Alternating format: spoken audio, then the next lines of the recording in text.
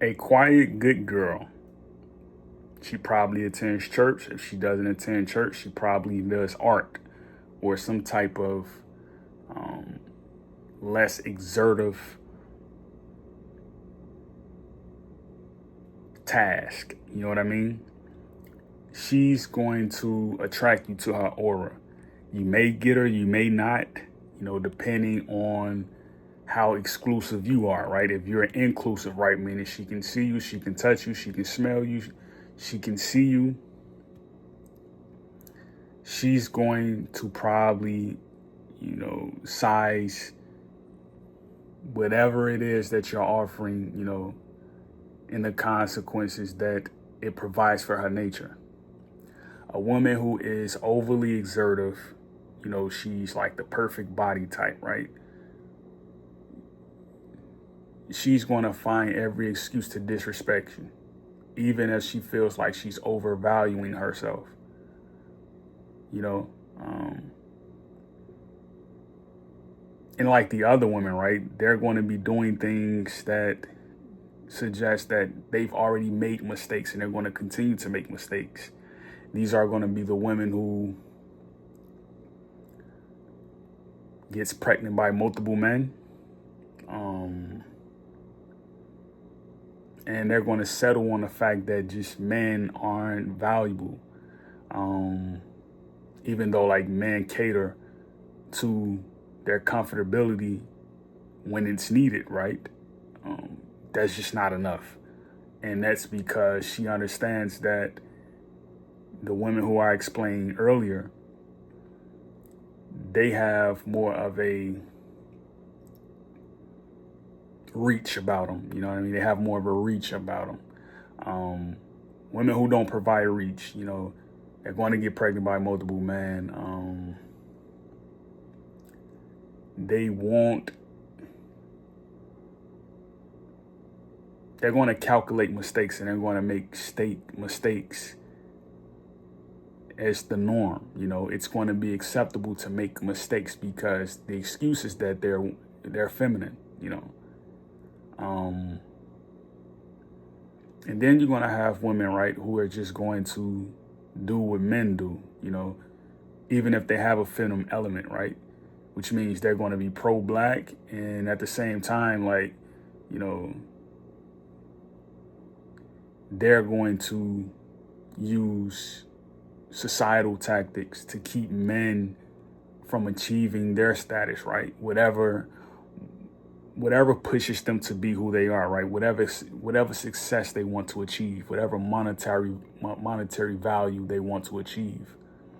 Because if you have a monetary value that you need to access, right, you're probably going to be doing things that's kind of like unworthy with that money. And that's going to be your ultimate drive to do those things, right? You have women who are hoteps. But even in them being hoteps, right, they're doing things with the money that they're hustling up that's going to be like, do you have a drug addiction? Do you have a food addiction? It's going to be something that's going to let me know that, and again, all these women, you just pay attention to that body language, it's going to tell you everything you need to know. Well, you take a place like Asia, right? They have a one-child policy for most of their countries, and the countries that don't have it, right, they're looked at as just being open societies, right? Their children are on the market for tourists. That's crazy. Americans don't do that, but again, with Americans, the reason they are the way that they are is because they see the overall nostalgia of being American, right? It's because the people who have the dominant fish, they've made it, a comfortable torture. They've made it a comfortable torture. So even when you see the advertisement and the sponsorship, people think that living without morality and living without indulgence, they don't see that a custom is, important for survival. So you take a place like Africa, right? they're like the only country that got it right, but they can't get it right entirely because everybody else in the world is just kind of like, you know, we see you and we're not going to let you do what you do, because if you do this, America's going to do this. And if America lets you get away with this, well, Asia's going to do this. And then you always have the underliers, right? The groups who are adjacent to the Africans, you know, more likability, more like them, you know, they're going to antagonize their day-to-day availability. You know, like, it's things you can't do among us, you know, because we know you don't do this and we know you're not going to do that. So you're put in a crux. So, like, you know, it's important to observe society, you know, the man as well, and also the woman. Men are prototypes. Women are Mossades. You see?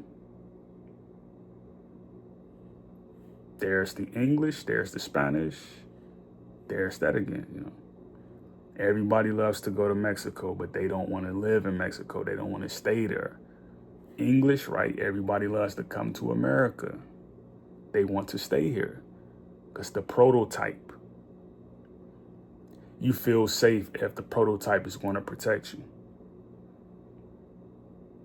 Even if it's not his ultimate goal or her ultimate goal, because again, the women, they have masculine energy.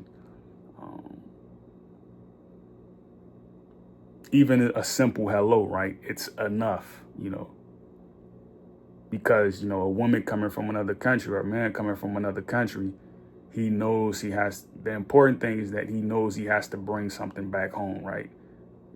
A story, you know, he has to bring a story back, or she has to bring a story back.